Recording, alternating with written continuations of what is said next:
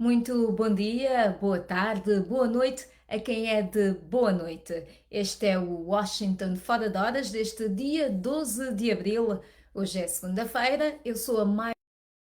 Neste dia 12 de abril celebra-se o Dia Internacional do Voo Espacial, a mesma data em que o primeiro homem foi para o espaço, o cosmonauta Yuri Gagarin, orbitou a Terra em 1961.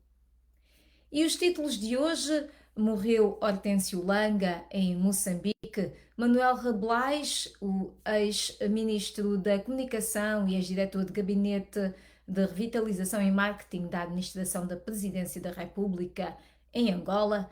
Manuel Reblais foi condenado a 14 anos e 6 meses.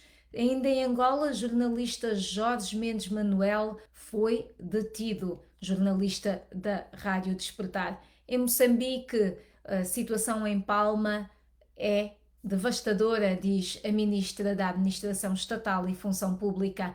Também em Moçambique, mais um rapto em Maputo e há imagens deste rapto. São Tomé e Príncipe alerta com ataques piratas. Na Guiné-Bissau, eleições no Supremo Tribunal de Justiça, e aqui nos Estados Unidos, mais confrontos em Minneapolis, com a morte de mais um negro pela polícia. Vamos ao desenvolvimento das nossas notícias. Como eu começava estes nossos títulos, morreu hoje de complicações relacionadas com a Covid-19 Hortêncio Langa, um dos músicos mais influentes de Moçambique. Membro do icónico grupo local Alambique, Hortêncio Langa tinha 70 anos, completados a 23 de março. Era igualmente artista plástico e escritor. Deixa viúva e 4 filhos, 3 deles também músicos: Xichel, Teixito e Dário. Na página da VOA nós temos uma notícia mais alargada sobre Hortêncio Langa. www.voaportugues.com. Vamos ver quem já está ligado a nós e aproveitar também para partilhar o Washington Fora de Horas. Também na minha página eu costumo pedir a toda a gente para partilhar o nosso Washington Fora de Horas, então fazer o que pregamos, não é assim?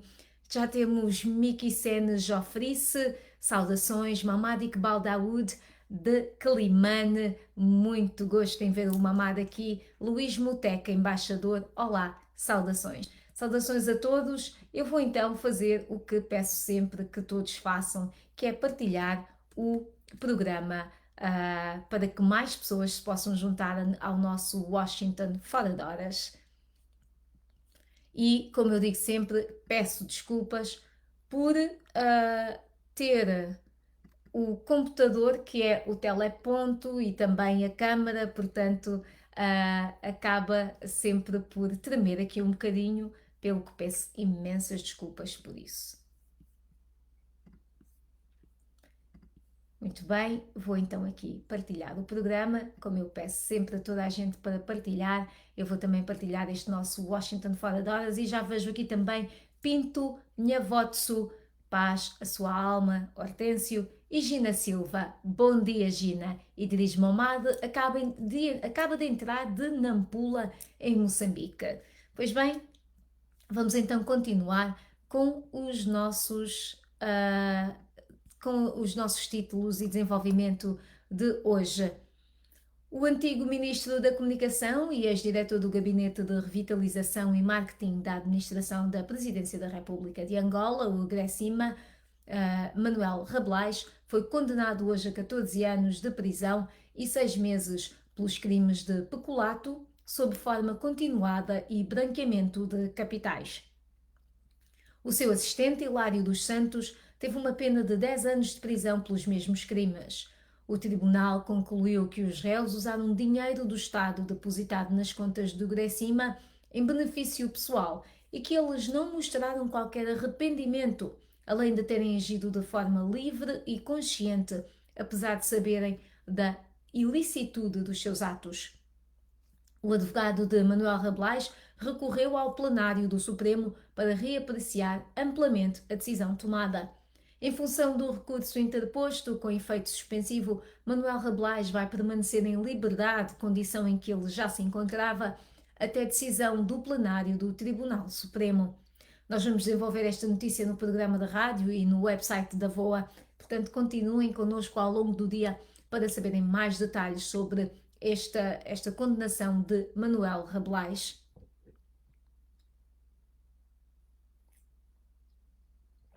Em Angola, a polícia deteve o jornalista da Rádio Despertar, próxima da UNITA, Jorge Mendes Manuel. Ele foi preso na quarta-feira, alegadamente quando se encontrava a cobrir demolições de casas no município do Cacoaco, nos arredores de Luanda. Este é um assunto que também estamos a acompanhar e que teremos mais detalhes na nossa página e na emissão da rádio. Ainda em Angola, mais de 14 mil doses de vacinas AstraZeneca fornecidas a Angola pela coligação dirigida pela Organização Mundial de Saúde, a COVAX, estão disponíveis na província angolana de Malange para serem usadas na campanha de vacinação contra a Covid-19 que arranca nesta segunda-feira, dia 12. Os profissionais de saúde e professores de instituições públicas e privadas serão vacinados na primeira fase. O diretor do Gabinete Provincial de Saúde Local, Avantino Sebastião, acrescentou que elementos das Forças Armadas Angolanas e da Polícia Nacional também serão alvo da campanha nesta primeira fase. Em Malange, segundo dados oficiais, a Covid-19 matou 5 pessoas. Entretanto, o número de vacinas é manifestamente insuficiente para permitir a imunização de apenas 7 mil pessoas. Na província do Kwanza Sul, com mais de 2 milhões de habitantes, há 19 mil doses de vacinas para a campanha que arranca também hoje, caso as chuvas o permitam. Os profissionais de saúde, professores do ensino pré-escolar, forças de defesa e segurança são os principais alvos nesta fase. O secretário de Estado de Saúde Pública, Franco Mufinda, está no SUMB e disse que já foram cadastrados mais de 4 mil pessoas, além dos funcionários da linha da frente. Antes de irmos para Moçambique, vale a pena saber quem é que já se juntou a nós. Entretanto, temos Arlindo Buque, Lisandro Cruz, que nos diz abraço de Cabo Verde, mantenhas para o Arlindo, aliás, para o Lisandro Cruz, ele é quem nos fala de Cabo Verde. Temos também Sádio Mamari Camará, de Bafatá, na Guiné-Bissau, Castigo João Machingo Francisco, da cidade da Beira, e temos também Feliz Nhongo Alberto, que diz ainda não existe factos não discutidos no julgamento. Aliás, ainda existe factos, diz ele, não discutidos no julgamento, e ele refere-se ao julgamento de Manuel Rabelais, o antigo ministro da Comunicação e diretor do Grecima em Angola, Arsénio Renato em Maputo. E temos também Angenca João Nunes cá, a partir de Macau. Portanto, muito boa noite a Macau. Um prazer aqui termos pessoas dos 4 cantos do mundo, com certeza. Sebastião Domingos Simão, bom dia companheiros, já estou ligado ao programa da VOA a partir de Lisboa. Paz, paz, paz para o mundo inteiro. Boa, e ele diz boa sexta-feira, mas não, hoje é segunda, Sebastião. Hoje é segunda. Eu sei que às vezes começamos a semana com vontade de ir já para o fim de semana, mas ainda não. E o Domingos Guerreiro Quiaco diz, boa tarde, voo português, a justiça em Angola é um teatro montado a partir da presidência da República pelo próprio presidente. Passa nos tribunais os juízes, orquestram os processos e não sua maioria, e na sua maioria, acredito assim, os dirigentes condenados não cumprem nem a pena máxima, diz Domingos Guerreiro Quiaco. Vamos então continuar com as notícias. Lembrar que hoje é Dia Internacional do Voo Espacial e hoje também a música em Moçambique está de luto. Morreu Hortêncio Langa. E é para Moçambique que nós vamos agora e vamos falar sobre a situação em Palma, que segundo a Ministra da Administração Estatal e Função Pública, Ana Comoana, que visitou hoje a vila-sede do distrito de Palma, na província de Cabo Delgado, e assumiu que o rastro de destruição é desolador. enviada pelo Presidente da República. Comoana disse que a prioridade é a assistência humanitária e depois ir-se a analisar como os serviços básicos do Estado vão funcionar. E a Ana Comoana diz que a situação em Palma é devastadora. Nós vamos ter mais detalhes sobre toda a questão do que se passa em Cabo Delgado, no norte de Moçambique. Nós vamos falar sobre isso na nossa emissão de rádio e também temos atualizações no nosso website www.voaportugues.com.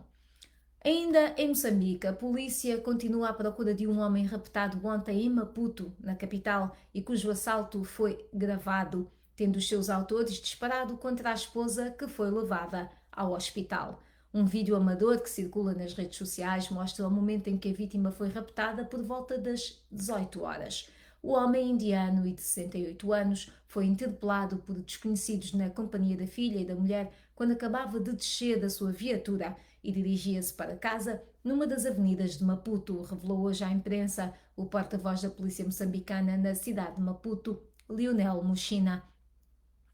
Além de levarem a vítima, e cito, esses criminosos teriam, com recurso à arma que se suspeita ser uma pistola, agredido as duas cidadãs, mulher e filha. Fim de citação. Isto são palavras de Muchina. A mulher continua internada enquanto a filha teve alta ainda no domingo. Antes de irmos a São Tomé e Príncipe, vamos também falar da Guiné-Bissau e da situação de manifestações aqui também nos Estados Unidos. Vamos ver quem é que se juntou a nós entretanto. Domingos Feriace Julai diz: boa tarde, Mayra. De Maputo, num dia quente, ajuda internacional no combate ao terrorismo em Cabo Delgado divide opiniões dos internautas e analistas em Moçambique. E quanto à morte de Hortêncio Langa, a cultura perdeu grande imbondeiro. Que o seu legado perpetue nas gerações. Muito obrigada pela sua mensagem, Domingos. Uma boa tarde também aqui para o Sony Bica Songo Dias, que acaba de entrar aqui no nosso Washington de Fora de Horas, que estamos a emitir a partir de Washington DC, a partir dos nossos estúdios improvisados e que passamos em direto aqui no Facebook, aliás, mas que depois também temos em diferido no nosso canal de YouTube. É Voa Português, podem subscrever.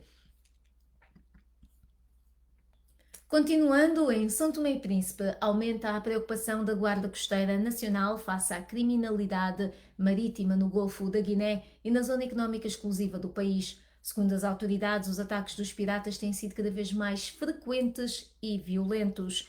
O registro de atos de pirataria no mar territorial de São Tomé e Príncipe é preocupante. 29 ataques, 49 raptos de pessoas e 3 mortes nos últimos 3 meses. Hamilton Souza, primeiro-tenente da Guarda Costeira, diz que as autoridades estão preocupadas porque, e cito, quase nada podemos fazer por falta de meios de fiscalização e dissuasão. Fim de citação. Ele alerta ainda para o risco de armadores abandonarem as operações nesta região. O governo diz que a pirataria marítima também tem comprometido os trabalhos de pesquisa de petróleo na zona económica exclusiva do arquipélago. Na Guiné-Bissau, o Conselho Superior da Magistratura Judicial da Guiné-Bissau marcou para 20 de maio de 2021 as eleições do Presidente e Vice-Presidente do Supremo Tribunal de Justiça e do Conselho Superior da Magistratura Judicial. A plenária indicou o advogado Domingos Quadé para presidir a Comissão Eleitoral, devendo ser coadjuvado pela Presidente do Tribunal da Relação, Cátia Lopes, secretária da Comissão, Amadou Tidjane Jaló como primeiro escrutinador e Carlos Vamaim, segundo escrutinador. O Conselho atendeu também o pedido de reforço facultativo do juiz conselheiro Fernando Jorge Ribeiro, sem prejuízo de se lhe atribuir subvenção vitalícia pelo Ministério das Finanças, enquanto antigo Procurador-Geral da República. Desta forma, abre-se caminho às eleições. Antes de irmos aos Estados Unidos e falarmos aqui de confrontos em Minneapolis, depois da morte de mais um negro pelas mãos da polícia, e também falarmos da tensão entre os Estados Unidos, Rússia, Ucrânia e ainda falarmos da vacinação aqui nos Estados Unidos, não na população geral, mas na população naval. Vamos também falar de eleições no Peru, de Irão e Israel, também a atenção, e vamos falar do Myanmar, naturalmente, onde as manifestações continuam. Temos também aqui um tema sobre a cidade de Akon, o rapper americano-senegalês que já vai na construção da sua segunda cidade, Akon City. Antes de irmos a todos estes temas, vamos ver quem é que está ligado a nós. Temos Simon Manuel de Luanda, Santos Nuno Mustas, a partir de Bissau. Pedro Gonga já está ligado, diz ele. Há quanto tempo não me conecto à voa devido ao corre-corre do dia-a-dia? E nós entendemos. Nós aqui também estamos sempre nessa pressão, não é? Neste corre-corre. Portanto, percebemos perfeitamente e agradecemos a todos os que partilham o nosso programa, os que comentam, os que estão aqui de segunda à sexta e até ao fim de semana, embora nós não tenhamos o Washington fora de horas, nós sabemos que os nossos internautas estão sempre ligados a nós. Garcia Barroso, a partir da Maianga, em Luanda, um grande abraço para a Maianga. E Tutu Vilingando Aumbo está em Benguela, em linha. Aonde em Benguela? Em que bairro? Vou só aqui dizer ao Tutu Vili que eu tenho um carinho especial pelo bairro São João e pela Praia Morena. E gosto mesmo muito, muito da Baía Azul. Isaac Luís Francisco, boa tarde. Angola em Foco. É verdade. E falando em Angola em Foco, nós temos também Angola Saúde em Foco. Todas as sextas-feiras temos Angola Saúde em Foco, temos um tema diferente todas as sextas-feiras para discutirmos sobre a saúde com médicos especialistas. Na semana passada nós falamos sobre problemas e consequências, aliás, problemas e desafios, naturalmente, consequências da toxicodependência, e se não teve a oportunidade de assistir, eu convido a assistir assim que o nosso programa acabar ou quando tiver a oportunidade. Aqui está, eu vou deixar já aqui a informação. E eu não sei se sabe, mas se quiser participar em direto no Angola Saúde em Foco, colocar as suas questões para os nossos especialistas, podem inscrever-se através do nosso WhatsApp ou simplesmente enviar a pergunta para o nosso número do WhatsApp e nós colocamos. Ainda não temos o tema desta semana, mas vamos anunciar brevemente.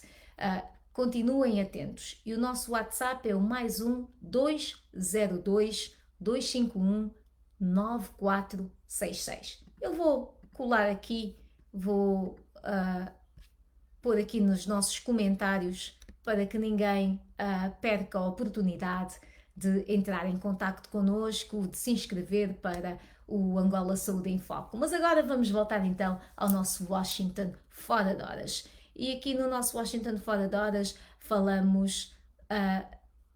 já falamos de Angola, de Moçambique, já falamos da Guiné-Bissau e também falamos de São Tomé e Príncipe. Vamos agora a temas dos Estados Unidos. Manifestantes entraram em confronto com a polícia ontem em Brooklyn Center, subúrbio de Minneapolis, após uma polícia matar um homem negro durante uma operação de trânsito. A morte de Daunte Wright, de 20 anos, ocorreu a cerca de 16 km de onde George Floyd foi morto em maio do ano passado, também durante uma ação policial. O governador de Minnesota, Tim Walz, disse que estava, e eu cito, a orar pela família de Daunte Wright, enquanto o Estado lamenta outra vida de um homem negro levada por polícias. Fim de citação. A Guarda Nacional de Minnesota foi enviada para Brooklyn Center, depois que centenas de pessoas marcharam em direção ao departamento da polícia da cidade. Um grupo chegou a atirar pedras aos polícias, que responderam com bombas de gás lacrimogéneo e tiros com balas de borracha. A polícia de Brooklyn Center disse que os agentes pararam um homem devido a uma infração de trânsito pouco antes das 14 horas e descobriram que ele tinha um mandado de prisão pendente. Enquanto a polícia tentava prendê-lo, ele entrou no veículo e um polícia atirou, segundo o comunicado. Ele ainda conduziu o carro por várias ruas antes de atingir outro veículo e morrer no local. Aqui ainda sobre os Estados Unidos, 2 navios de guerra dos Estados Unidos são esperados no Mar Negro nesta semana como demonstração do apoio da administração Biden à Ucrânia, à medida que aumentam os temores de que o presidente russo Vladimir Putin esteja a preparar um ataque ao país vizinho. O Kremlin realiza nestes dias o maior movimento de tropas, tanques e mísseis russos ao longo da fronteira ucraniana desde a anexação da Península da Crimeia da Ucrânia em 2014, de acordo com as autoridades ucranianas e americanas. Eu peço perdão, só um bocadinho de água.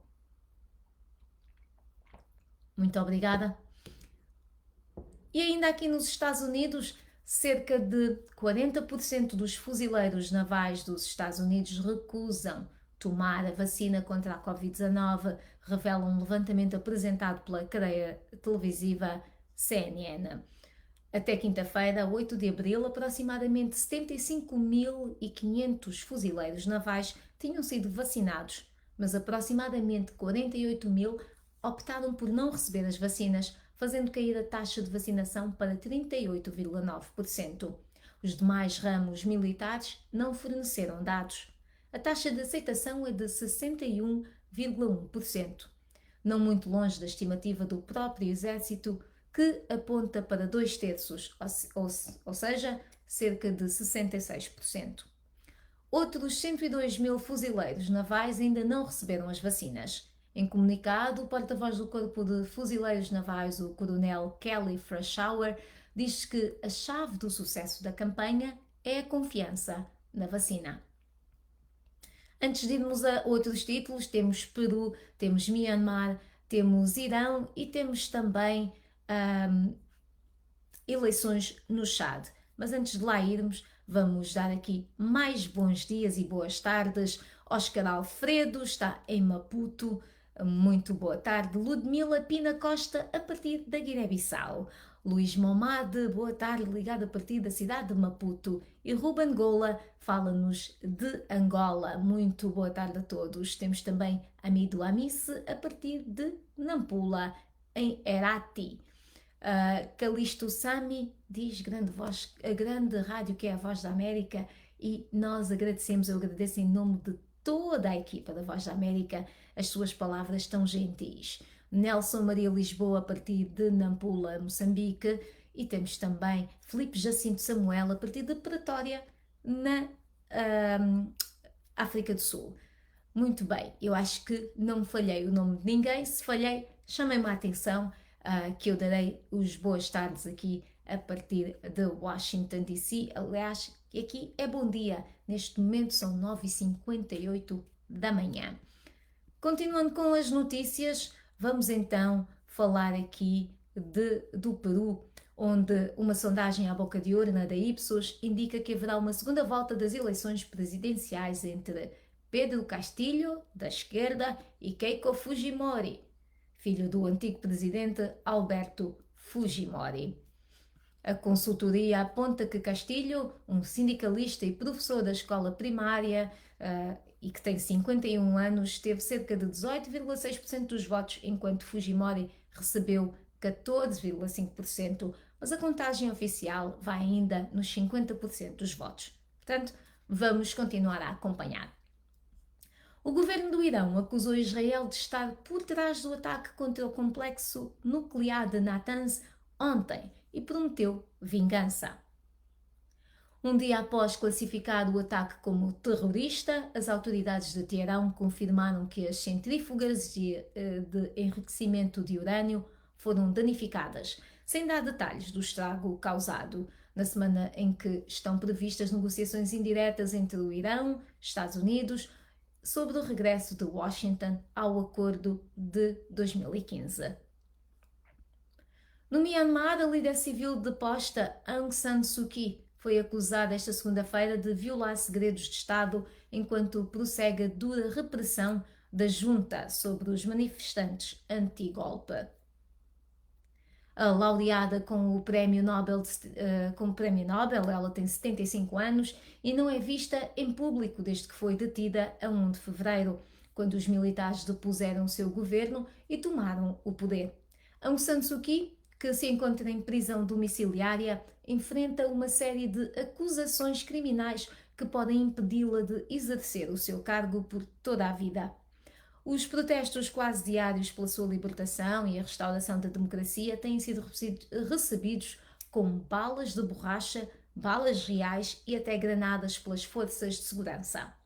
Mais de 700 civis foram mortos no espaço de apenas 70 dias desde o golpe, de acordo com o grupo de monitorização da Associação de Assistência aos Prisioneiros Políticos, o qual acrescenta que mais de 3.000 pessoas foram presas. E no Djibouti, 34 migrantes afogaram-se na segunda-feira quando o seu barco virou ao largo da costa, disse a Organização Internacional para as Migrações, o segundo acidente do género em pouco mais de um mês. O barco virou nos mares agitados a norte da cidade portuária de Obok, no Djibouti, um importante ponto de trânsito para milhares de migrantes africanos na região e que tentam chegar ao Golfo. Acredita-se que milhares de migrantes estão retidos no Iêmen, onde um conflito que dura há anos ceifou dezenas de milhares de vidas e deslocou milhões no que a ONU chama a pior crise humanitária do mundo. No Chad, os chadianos votaram nas eleições presidenciais de domingo, com Idriss Déby Itno a estar mais que certo da vitória e de um sexto mandato após três décadas no poder. Um aliado fundamental na campanha anti-jihadista do Ocidente no Sahel, Déby, de 68 anos, é o líder de uma corrida de 6 candidatos, sem grandes rivais, e após uma campanha em que as manifestações foram proibidas ou dispersas.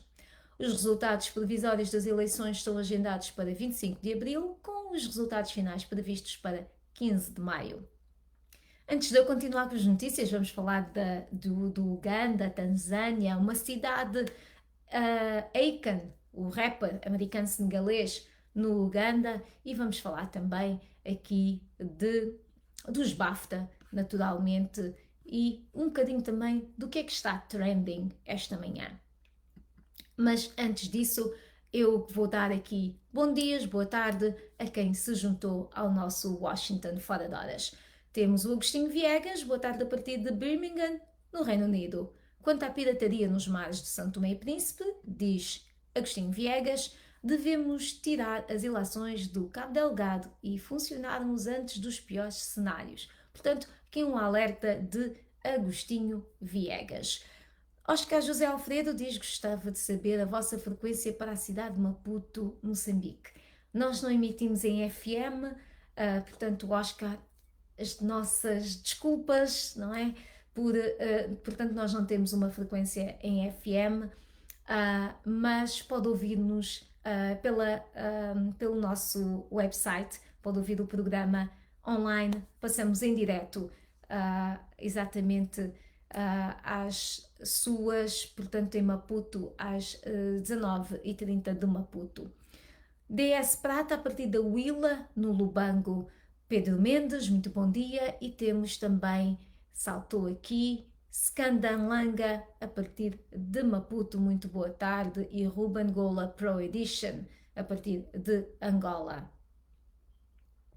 Ailton Correia, muito boa tarde ao Ailton, que está sempre a assistir ao nosso programa. Ele fala-nos a partir de Santa Catarina, no sul do Brasil. Eu sei que ele é da cidade de Tubarão. Muito bem. Vamos então continuar, estamos quase a chegar ao fim do nosso programa, não antes sem falarmos aqui de que os governos do Uganda e da Tanzânia juntaram-se às companhias petrolíferas Total da França e Sinopec da China, na assinatura de uma série de acordos que preparam o caminho para a construção de um oleoduto para transportar crude do Uganda para um porto da Tanzânia, no Oceano Índico, segundo fontes oficiais. O projeto de 3,5 mil milhões de dólares, liderado pela Total e Sinopec, prevê a gestão de campos petrolíferos na região do Lago Albert, no oeste do Uganda, e o envio do crudo através do gasoduto para o porto tanzaniano de Tanga. A descoberta das reservas de petróleo em 2006 suscitou esperanças no Uganda de que o país poderia tornar-se um Eldorado petrolífero, mas os projetos de perfuração e de oleodutos falharam face a disputas comerciais e fiscais. As reservas de Uganda poderiam durar 25 a 30 anos, com um pico de produção de 230 mil barris por dia. E falando do Uganda, o rapper Akon anunciou que está a planear construir uma segunda cidade em África, chamada Akon City, que irá operar usando a própria criptomoeda de Akon, que se chama Acoin. Akon tem construído uma cidade no seu país natal, o Senegal, nos últimos anos, para a qual garantiu um financiamento de 6 bilhões de dólares. A construção na cidade, da cidade de Akon, no Uganda, está programada para terminar em 2036 e tem o apoio do governo do Uganda, que anunciou que distribuiu 2,5 km de terreno para a parte 2 da cidade de Akon. De acordo com a NBS TV do Uganda, tanto a Akon City do Senegal quanto a Akon City no Uganda vão operar usando a Acoin. Portanto, o nome da moeda, da criptomoeda de Akon, chama-se Acoin, e o rapper está já a planear a construção da sua segunda cidade. Não sei qual é a vossa opinião sobre estas cidades que Akon está a tentar construir no Senegal e no Uganda, mas digam-nos aqui qual é a sua opinião, o que é que acham de facto, qual é este grande plano que Akon tem. Será que vai funcionar? Será que nós vamos ver de facto duas cidades em cerca de 10, 15 anos que vão funcionar com uma moeda específica e que vai ser uma criptomoeda? Vamos ver. Prémios, vamos falar de prémios porque hoje acordamos com estas notícias dos prémios, os BAFTA, que são um prelúdio para os Oscars, que vão acontecer no dia 25 de abril. Portanto, ontem realizaram-se os BAFTA, que são os prémios do cinema britânicos, e Nomadland ganhou 4 prémios. Melhor filme,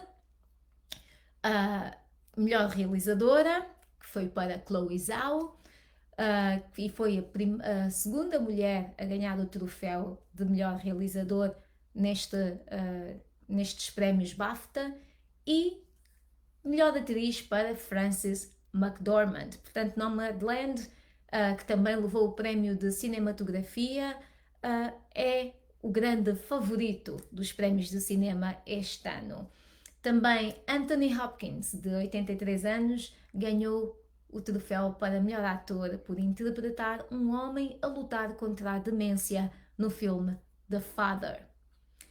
E esta manhã nós colocamos uma pergunta aqui nas nossas redes sociais, não sei se já tiveram a oportunidade de participar nesse nosso fórum, e a pergunta é sobre a vacinação em Angola, a vacinação contra a Covid-19. A diretora para a África da Organização Mundial de Saúde disse que Angola é um dos países africanos que conseguiu distribuir uma quantidade significativa de vacinas contra a Covid-19 num curto espaço de tempo. E eu cito, graças à boa formação e preparação do pessoal, à pré-listagem de grupos prioritários e à comunicação comunitária. Fim de citação. E a nossa pergunta é, concorda com a opinião da diretora da OMS para a África? Já foi vacinada ou já foi vacinado? E se não foi, sabe quando e como será e como poderá ser vacinado? Diga-nos, partilhe connosco a sua opinião. Daniel Gilberto respondeu que concorda com a opinião de que está tudo muito bem organizado e ele já foi vacinado. Manuel Marcos sugere que estas entidades coloquem esta pergunta nos bairros para saberem quantos foram vacinados. Portanto, ele questiona aqui os bairros periféricos, o acesso que possam ter à vacina contra a Covid-19. E vale a pena lembrar que em Malange e no Kwanza Sul o programa de vacinação já está em curso. No website da VOA, o conteúdo que está a chamar a atenção dos leitores é o artigo sobre a morte do rapper DMX. DMX, artista de hip-hop de voz rouca, que produziu as canções Rough Riders Anthem e Party Up, Up in Here, morreu na sexta-feira à tarde. DMX tinha 50 anos de idade. Ele atingiu o estrelato na música rap em 1998 com o seu primeiro álbum de estúdio It's Dark and Hell is Hot, que estreou em primeiro lugar na parada dos 200 álbuns da Billboard. Portanto, se quiserem ler um bocadinho mais sobre DMX, eu partilho aqui o link. E está na hora de ir embora. Está na hora de ir embora. Moareia Fernando, ele está a partir do fim do mundo, Messale. Onde é que fica o fim do mundo, Messale, Moareia Fernando? E a Elton Correia diz, aqui em Tubarão City, em Santa Catarina, sul do Brasil, faz sol, são 11 da manhã. E aqui, em Washington, D.C., também faz sol, está um sol muito bonito, estão 14 graus, diz aqui a aplicação de temperatura, eu não sei se conseguem ver, estão 14 graus e são agora 10 e 11 da manhã. Uma boa continuação, continuem connosco, o Washington Fora de Horas é de segunda a sexta, é às 9h30 da manhã, aqui, horário de Washington DC. Foi um prazer estar convosco, continuação de um ótimo dia e uma semana de muito sucesso.